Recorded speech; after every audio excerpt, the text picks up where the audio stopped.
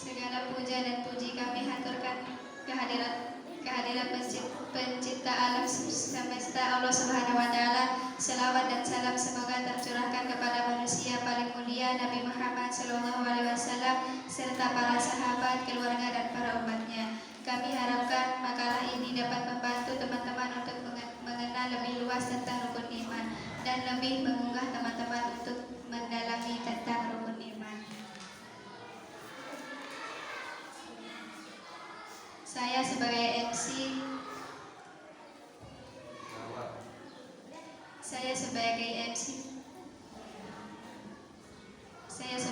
MC Riyadul Jannah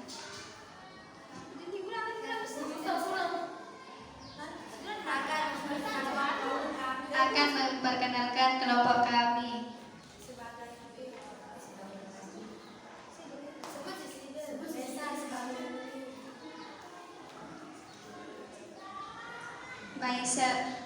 Salwa sebagai penyaji, Emi Auliana Arifin sebagai narasumber, Iswatun Hasanah sebagai ngatulen.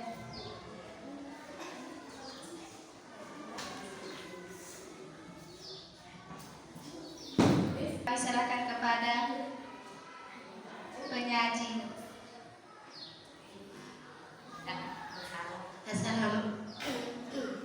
Assalamualaikum warahmatullahi wabarakatuh.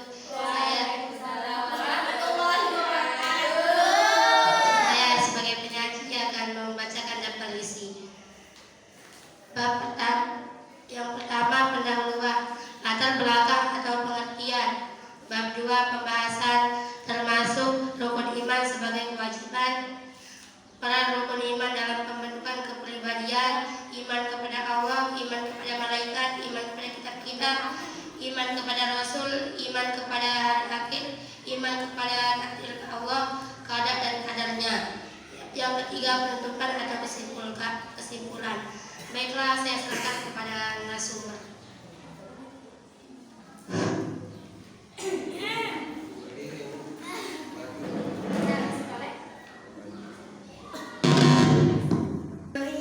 Assalamualaikum warahmatullahi wabarakatuh. Waalaikumsalam warahmatullahi wabarakatuh. Saya Emi Auliana Arifin sebagai narasumber akan membahas tentang materi rukun iman.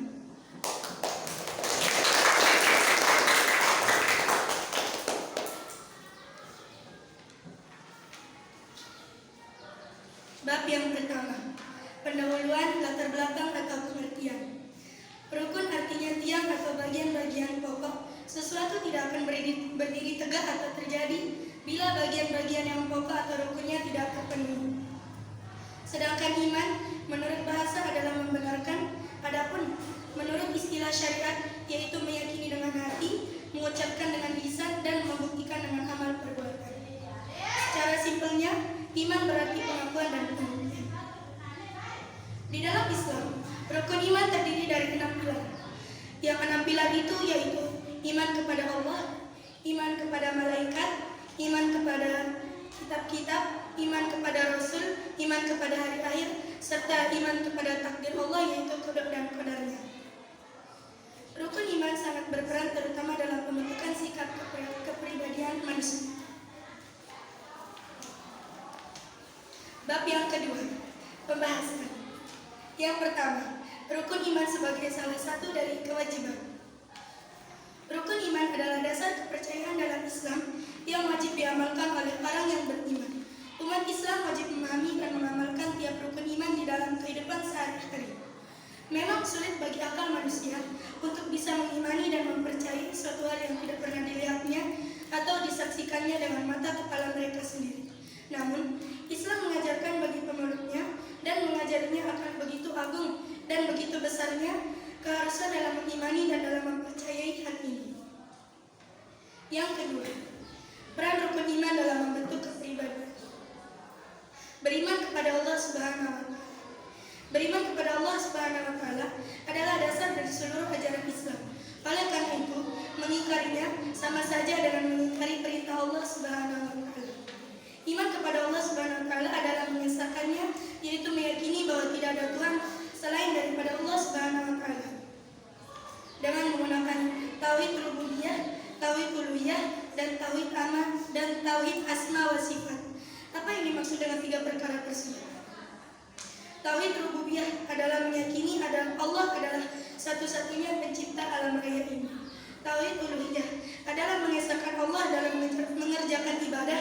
Dan terakhir, tauhid asma wa sifat adalah beriman kepada nama-nama Allah dan sifat-sifatnya sebagaimana termaktub dalam Al-Quran dan Sunnah Rasulullah SAW.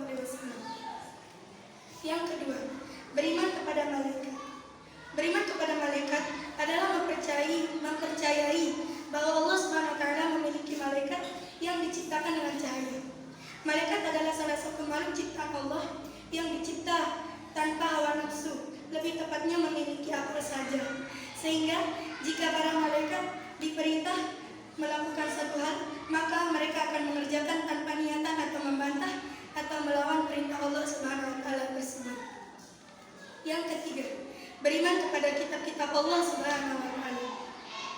Beriman kepada kitab-kitab Allah adalah mempercayai bahwa Allah Subhanahu wa taala telah menurunkan kitab-kitab tersebut, dan kita juga harus mempercayai bahwa setiap sesuatu kitab-kitab tersebut adalah kebenaran, petunjuk dan cahaya bagi umat muslim. Beberapa kitab-kitab yang telah diturunkan kepada rasul-rasulnya yaitu Taurat kepada Nabi Musa alaihissalam, Zabur kepada Nabi Daud alaihissalam, Injil kepada Nabi Isa alaihissalam, dan Al-Quran kepada Nabi Muhammad SAW. Selanjutnya, beriman kepada Rasul atau Nabi Allah Subhanahu wa taala. Beriman kepada Rasulullah Subhanahu wa taala adalah mempercayai bahwa Allah Subhanahu wa taala telah mengutus kepada umatnya untuk mendakwahi mereka dan menyeru segala sesuatu yang bermanfaat bagi mereka. Di antara 25 nabi dan rasul yang telah kita ketahui, telah disaring kembali, yaitu nabi dan rasul yang dijuluki dengan julukan Ulul Azmi. Apa yang dimaksud dengan Ulul Azmi? Yaitu adalah nabi dan rasul yang sempurna kesabaran dalam menghadapi ujian serta tantangan dari umat mereka sendiri. Nabi Ulul Azmi berjumlah 5 orang, yaitu Nabi Musa alaihissalam, Nabi Isa alaihissalam, Nabi Nuh alaihissalam, Nabi Ibrahim alaihissalam, serta yang terakhir Nabi kita yaitu Nabi Muhammad SAW, atau bisa juga disingkat dengan sebutan ini. Selanjutnya, beriman kepada hari akhir. Beriman kepada hari akhir adalah mempercayai dan meyakini bahwa hari kiamat pasti akan terjadi, persis seperti yang telah dijelaskan dalam Al-Quran tentang kematian, fitnah kubur, azab dan nikmat surga dan neraka, dan segala sesuatu yang berkaitan tentang hari akhir, seperti hari kebangkitan, hari penghisaban, dan hari dihitungnya amal perbuatan. Seperti yang telah dijelaskan pada Quran surah Al-Zalzalah yang cukup memberikan gambaran tentang datangnya hari akhir atau datangnya hari kiamat. Selanjutnya, beriman kepada takdir, qada dan qadar Allah Subhanahu wa taala. Beriman kepada takdir Allah Subhanahu wa taala adalah mengimani dan meyakini akan takdir yang diberikan oleh Allah Subhanahu wa taala, walaupun hal itu baik ataupun buruk. Dalam menciptakan alam semesta ini dan seluruh makhluk yang ada di dalamnya, Allah Subhanahu wa taala telah menuliskan kejadian yang ada di dalam semesta ini dalam sinatan takdir, seperti yang telah dijelaskan dalam Quran surah Al-Hadid ayat 22 yang artinya, setiap bencana yang menimpa di bumi dan yang menimpa dirimu sendiri, semuanya telah tertulis dalam kitab, yaitu Lauhul Mahfuz, sebelum kami mewujudkan. Sungguh yang demikian itu mudah bagi Allah Subhanahu wa taala. Quran surah Al-Hadid ayat 22.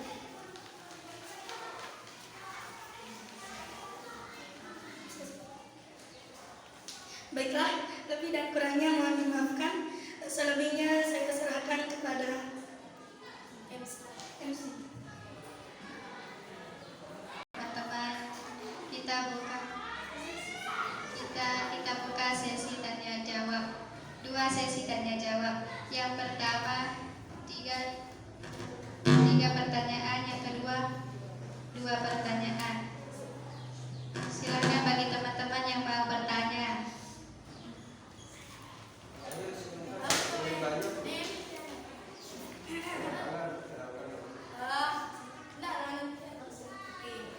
Perkenalkan, nama saya Nurwati Karewi.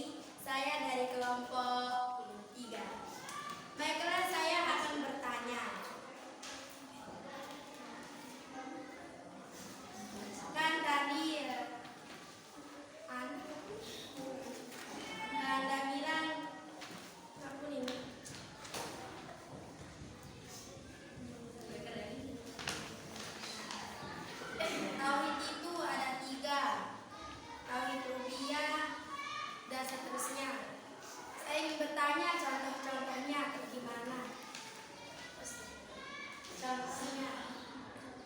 Silakan bagi teman-teman yang ingin bertanya lagi.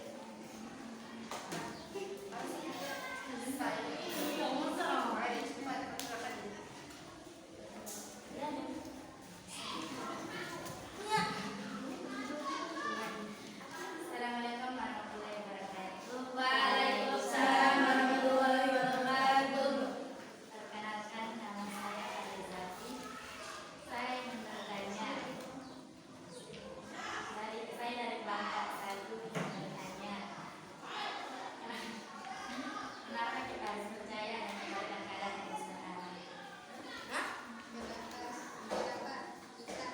Baiklah yang ingin bertanya lagi.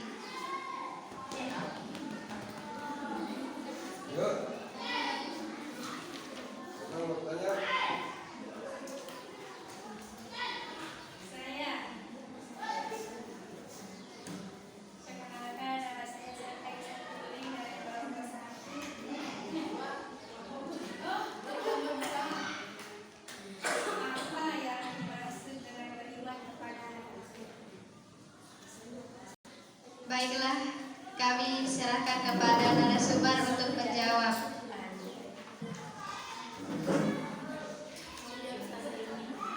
Baiklah, saya akan menjawab pertanyaan-pertanyaan yang telah diberikan oleh teman-teman tadi. Pertanyaan pertama dari saudari Hatika Dewi dari kelompok 3. Pertanyaannya adalah contoh tauhid rububiyah, tauhid uluhiyah, dan tauhid asma wa sifat.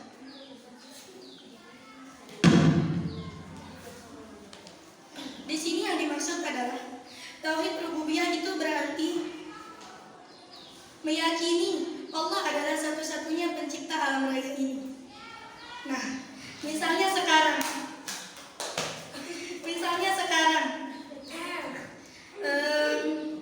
pertanyaannya adalah kenapa kita harus meyakini bahwa Allah Subhanahu wa taala adalah satu-satunya pencipta pada alam raya kita ini?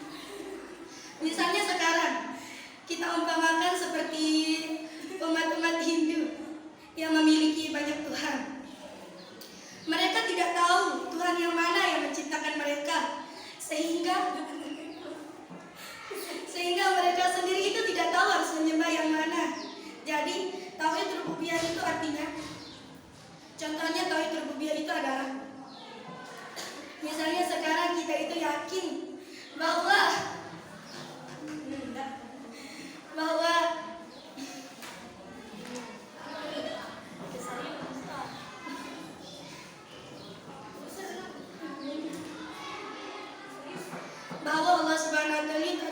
Allah Subhanahu wa taala itu adalah satu-satunya Tuhan di alam semesta ini.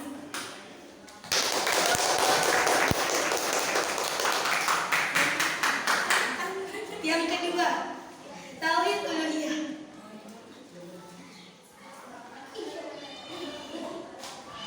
Tauhid uluhiyah itu artinya mengesahkan Allah Subhanahu wa taala dalam mengerjakan ibadah. Nah, sekarang kita ambil kesimpulan bahwa misalnya sekarang kita sedang beribadah. Terus kita itu tidak yakin bahwa Allah Subhanahu wa taala itu adalah Tuhan kita satu-satunya. Seperti umat Hindu. Seperti umat Hindu yang memiliki banyak Tuhan, ketika mereka beribadah, mereka tidak tahu harus mengkhususkan ibadah mereka itu untuk Tuhan yang mana. Jadi kurang lebihnya begitu.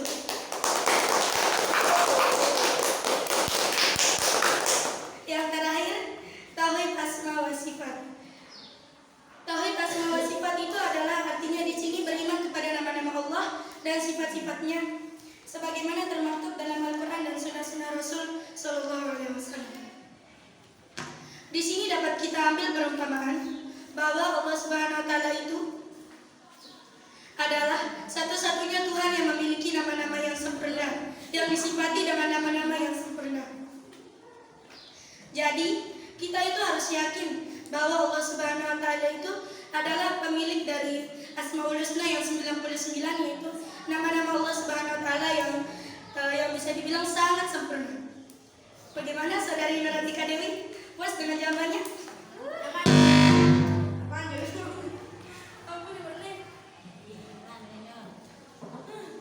Tadi ke apa namanya? Adik-adik Asma Sifat telah beriman kepada nama-nama Allah dan sifat-sifatnya. Sebagaimana termaktub dalam Al-Quran dan Sunnah Rasul. Kayak gimana?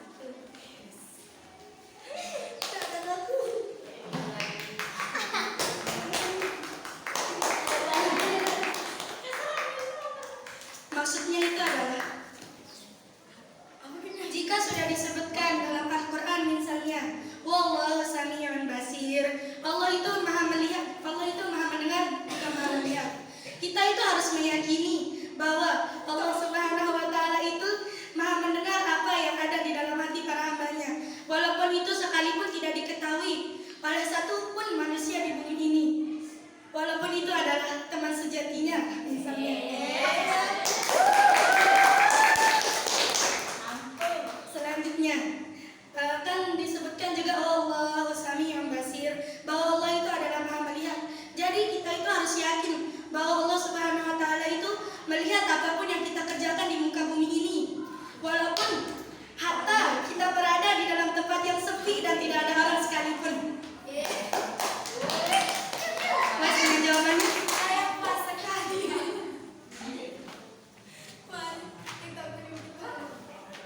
Pertanyaan yang kedua dari saudari para Izati dari kelompok 1. Pertanyaannya adalah, kenapa kita harus percaya dengan qada dan qadar Allah Subhanahu wa Ta'ala?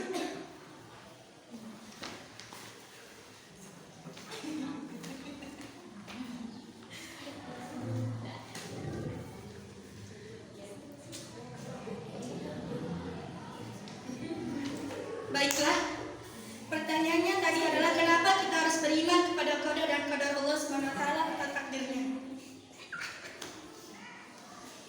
Beriman kepada qada dan qadar Allah Subhanahu wa Ta'ala itu adalah meyakini dan mengimani akan takdir yang diberikan oleh Allah Subhanahu wa Ta'ala, walaupun itu hal yang baik ataupun yang buruk. Jadi di sini artinya adalah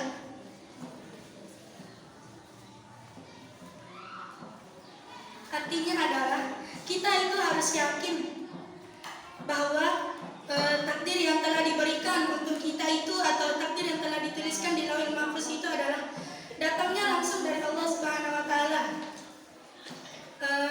Allah Subhanahu wa Ta'ala itu maha mengetahui apa yang terbaik untuk hambanya. Jadi apapun yang ditakdirkan untuk kita itu harus kita terima, karena Allah Subhanahu wa Ta'ala itu maha baik, lagi maha mengetahui apa yang terbaik untuk hambanya. Jadi kurang lebihnya begitu. Bagaimana saudari para Izati? Puas dengan jawabannya?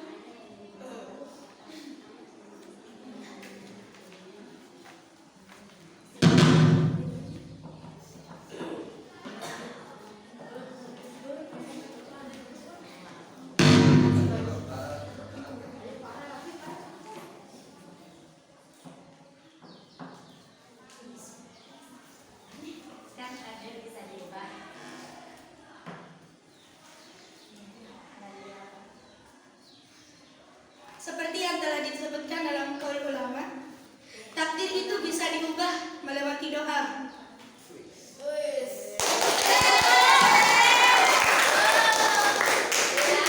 Jadi, jika misalnya sekarang salah satu dari kita itu ditakdirkan untuk apa namanya?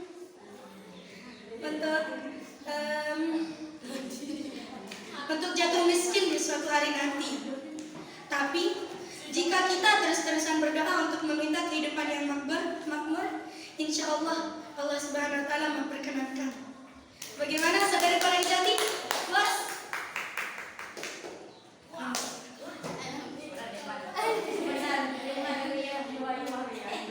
Pertanyaan yang ketiga dari saudari Ayu Santuri dari kelompok 2. Pertanyaannya adalah, apa yang dimaksud beriman kepada hari akhir?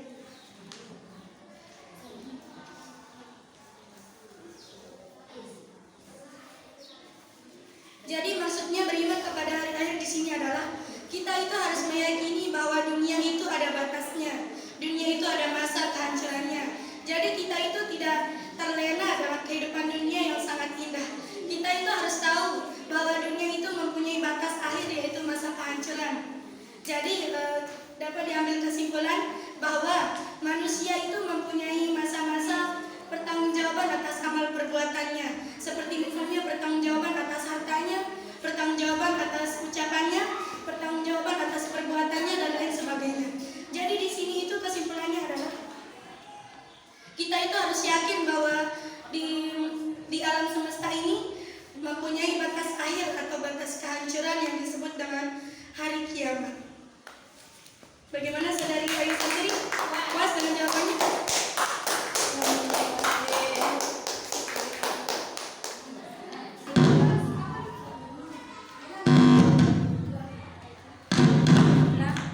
Diskusi pada hari ini demikian.